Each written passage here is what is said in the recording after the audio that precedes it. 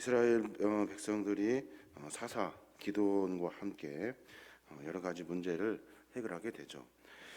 밖으로는 미디안, 아말렉, 동방 사람들을 몰아내었고, 또 내부적으로는 이스라엘 내부적인 여러 가지 문제점들, 특별히 에브라임 지파의 그 주도권이 다툼, 그리고 여러 가지 일들, 그 갓 지파의 비협조적인 행동들, 이런 것들을 하나씩 다 해결하게 됩니다. 그래서 결론적으로는 이스라엘 백성들이 오랫동안 한 40년 동안 긴 평화의 시대를 맞이하게 됩니다. 물론 이러한 평화의 시대를 맞이하게 되는 데는 하나님의 신에 붙잡힌 그 기드온의 탁월한 지도력과 용맹성, 이런 것들이 아마 큰 몫을 차지했을 겁니다. 그래서 이스라엘 백성들은 이같이 기드온의 그 여러 활약상을 보고 큰 감명을 받죠. 그리고 기드온에게 자신들의 왕이 되어줄 것을 간청하고 있는 거예요. 22절에 그렇게 이야기하는 거예요. 그때 이스라엘 사람들이 기드온에게 이르되 당신이 우리를 미디안의 손에서 구원하셨으니 당신과 당신의 아들과 당신의 손자가 우리를 다스리소서 하는지라 라고 말해요. 그러니까 이스라엘 백성이 기드온에게 왕이 되어 주십시오 라고 말하고 있는 거예요. 기드온뿐만이 아니라 집안 대대로 왕으로 삼겠다고 이스라엘 백성들이 지금 선포하고 있는 겁니다. 이스라엘 백성들의 그 세습 왕정, 이 세습 왕정의 시작을 지금 알리고 있는 거예요. 여러 주변 나라들이 강한 권력을 키우기 위해서는 세습 왕정을 사용합니다. 그래서 계속 대대로 그 왕정, 그 왕의 가문을 종기 여기는 것처럼 그렇게 하여서 힘을 한쪽으로 이렇게 모아가게 되는 거죠. 근데 하나님께서는 분명 옛날 그 모세에게 이스라엘의 왕정 제도에 대해서 개괄적으로 설명하신 적이 있어요. 신명기 17장 14절부터 20절의 말씀인데, 그 이유가 뭐냐면, 그 내용이 뭐냐면, 첫째는 하나님이 택하신 사람을 왕으로 뽑아라. 그리고 두 번째는 병마를 많이 두지 말아라. 그리고 또 하나는 절대로 애굽으로 돌아가지 말아라. 그리고 아내를 많이 두지 말아라. 그리고 은금을 담하지 말아라.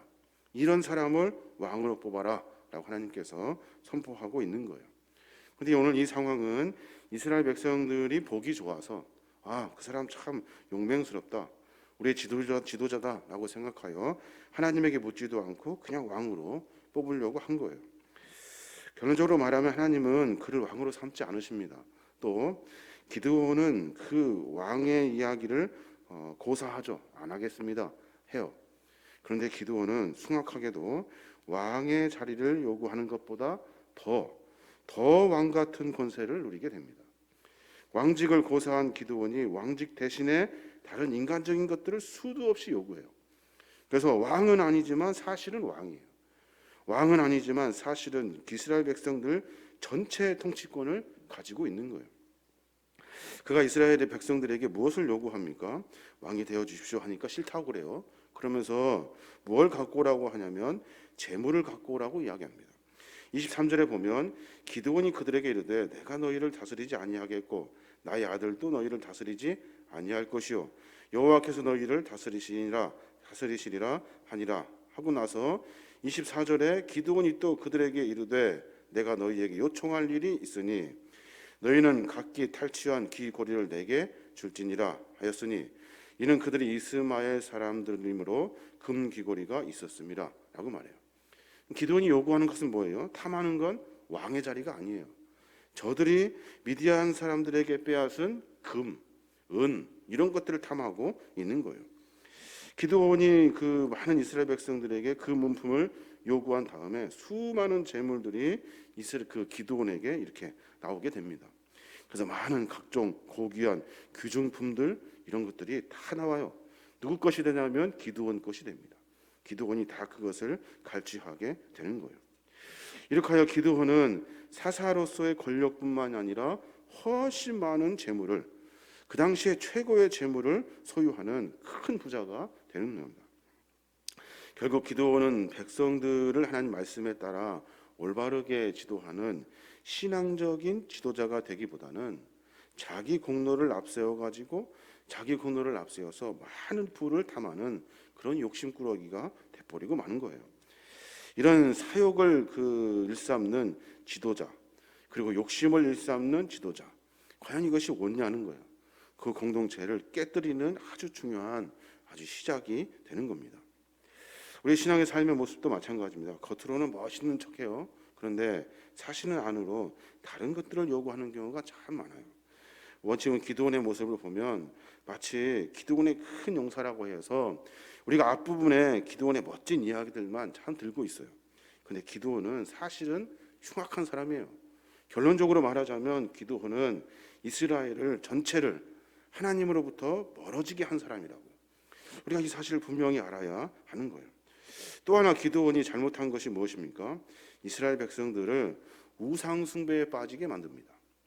이것도 다 이유가 있어요. 27절에 보면 그렇게 말하고 27절에 보면 기드온이 그 금으로 에봇 하나를 만들어 자기의 성읍 오브라에 두었더니 온 이스라엘이 그것을 음란하게 위함으로 그것이 기드온과 그의 집에 올무가 되니라 라고 말해요.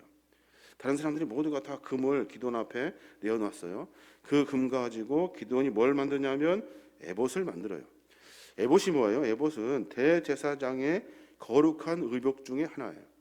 그 거룩한 의복을 만들어요. 그리고 나서 어디다 두냐면 우림과 둠빔 사이에 넣어두어요. 그래서 이스라엘 백성들이 에봇을 섬기도록 하였단 말이에요. 그러니까 금으로 만든 에봇을 섬기게 하여서 이스라엘 백성들로 하여금 하나님으로 그 예배 드리는 실로에 가서 제사 드리는 일련의 이런 일들을 하지 못하게 방해했다는 거예요. 그래서 여기에도 하나님의 거룩한 경배의 대상이 있다 가리키고, 여기에 우리가 가장 중요하게 여기는 그 금으로, 하나님의 전쟁에 부요물을 주신 그 금으로 에봇을 만들어서 여기에다가 경배해라 라고 말했다는 거예요. 이스라엘 백성들을 종교적으로 하나님의 도움으로 전쟁도 이기고 많은 것들을 해야 하는데 자기도 모르는 사이에 에봇이라는 것을 만들어서 이스라엘 백성들로 하여금 그것을 섬기게 했다는 거예요. 참 숭악하지 않을 수가 없는 거예요. 이처럼 하나님이 정하신 법도를 떠나서 자신의 생각과 자기의 편의에 따를 때, 그때 하나님이 원하지 않는 방향으로 흘러갈 수밖에 없는 거예요. 사람들이 딱 보니까 하나님을 잘 섬기고 있거든요. 그랬더니 기드온이 에봇을 만들어서 여기다 절하라 라고 했다는 거예요. 기드온이 뭘 가지고 있습니까? 이스라엘 백성들 사사로서의 권력, 이스라엘 백성들의 재물, 그리고 이스라엘 백성들의 그 종교성, 이 모든 것들을 자기의 것으로 가지고 와요. 결국에는 이스라엘 백성들을 통치하고 있는 거예요. 왕은 아니지만 전체를 통치하고 있는 그런 죄를 범하게 되는 거예요. 또 하나 기드온이 무엇을 또 잘못하고 있습니까? 음욕에 빠져요. 음욕에. 가만히 보면 기드온의 아내가 엄청나게 많습니다. 30절부터 보면 기드온이 아내가 많음으로 그의 몸에서 낳은 아들이 70명이었고 세겜에 있는 그의 첩도 아들을 낳았으므로 그의 이름 아비멜렉이라 하였더라 라고 말해요. 기드온의 아내가 많대요. 많아서 아들만 숫자를 세보니 70명이었대요. 뿐만 아니라 세겜 옆 동네에도 첩을 두었대요. 그래서 거기에서 낳은 아들이 수도 없다는 거예요. 기드온이 젊은 날에 그 신앙적이고 믿음직한 면모는 시간이 지나면서 다 사라져 버렸어요. 대신에 점점 더 권력욕에 욕심에 빠지게 되었고, 그리고 그 욕심 때문에 이스라엘 백성들의 추앙을 받게 됩니다. 또 자기 아내, 첩 이런 것들을 많이 거느림으로 말미암아 음욕에 심취하게 되는 거예요. 이런 기드온의 모습에서 우리가 살펴봐야 할 일은 우리가 인간이 자꾸만 악으로만 돌아가는 이 못된 습성들, 이 습성이 있다는 사실을 분명히 깨달아야 하는 거예요. 여러 지역에 음욕을 풀려고 첩을 두고 여러 명의 아내를 두어 가지고 여러 가지 음색을 즐기고 이런 악한 모습들이 그 안에 있었다는 거예요. 세겜 지역, 그러니까 옆 동네에까지 첩을 두는 이런 일들을 기드온이 지금 하고 있는 겁니다. 사랑하는 여러분, 기드온 참 멋있는 사람 같아요. 그런데 우리가 기드온의 삶의 모습을 자세하게 들여다볼 필요가 있어요. 우리도 어느 순간 나도 모르는 사이에 재물에 탐하여 욕심 부리게 되고, 겉으로는 멋있는 척하지만 속으로는 아주 음탕하고 그리고 전략적이고 아주 이런 속임수를 쓰는 그런 못된 모습들이 우리 안에 있는 거예요. 또한 우리 안에 있는 이 음욕의 잘못에 빠져서 하나님의 거룩한 말씀을 거스리고 만다는 겁니다. 기드온은 결국에는 나이 많아 죽습니다. 그리고 그의 후대들 이스라엘 백성들은 다시 우상 숭배에 빠지게 되어요. 기드온이 참 잘해주었으면 좋았을 것인데 뒤에 하나님을 완전히 버리게 만드는 그런 못된 일들을 기드온이 하게 되는 거예요. 우리의 삶의 모습을 조금 점검해 봤으면 좋겠습니다. 우리가 재물 좋죠. 돈 좋고 여러 가지 좋아요. 근데 이 모든 것들은 하나님이 우리에게 허락하신 거예요. 주신 것만큼만 우리가 소유할 수 있는 거예요. 하나님 우리에게 주신 귀한 재물을 선하게 사용할 줄 아는 그런 성숙한 믿음이 우리 안에 있어야 하는 거예요. 또 하나 기드온처럼 다른 사람들로 하여금 하나님을 바라보지 못하게 하는 일들, 내가 여러 가지 일들을 하면서 하나님을 다른 사람들과 멀어지게 하는 일이 있는지를 찾아봐야 돼요. 나로 하여금 실족하는 일이 있는지, 나로 하여금 그들이 하나님의 믿음 안에 거하지 못하는 경우가 있는지, 나 때문에 많은 사람들이 하나님과 멀어지고 있는지를 잘 생각해 봐야 하는 거예요. 자기가 정의롭게 이야기하는 것 같지만 사실은 그 일을 통해서 하나님과 멀어지게 되는 거예요. 이 음욕은 인간의 본능이죠. 본능을 제어할 수 있는 것은 명철한 이성밖에 없대요. 그러니까 이성으로 늘 깨어 있어서 우리 본능적인 이 음욕을 절제하며 조종하며 그리고 선하게 사용할 수 있는 그런 믿음의 삶이 되어야 하는 겁니다. 여러 가지 말씀드렸습니다만 오늘 하루 가운데 그런 우리의 삶을 되돌아보는 그런 믿음의 종들이 되었으면 좋겠습니다. 늘 우리는 하나님과 함께 하여야 되고 하나님의 거룩한 믿음을 지켜야 되고 그리고 변질되어 가지 아니하도록 변하지 아니하도록 마음이 바뀌어지지 아니하도록 예수 그리스도 하나님만을 바라보고 전진하는 그런 믿음의 삶을 살아야 될 줄로 믿습니다. 저와 여러분이 그런 삶을 살아내므로 이 악한 시대에 하나님께 쓰임 받는 저와 여러분이 되시길 주님의 이름으로 축원합니다.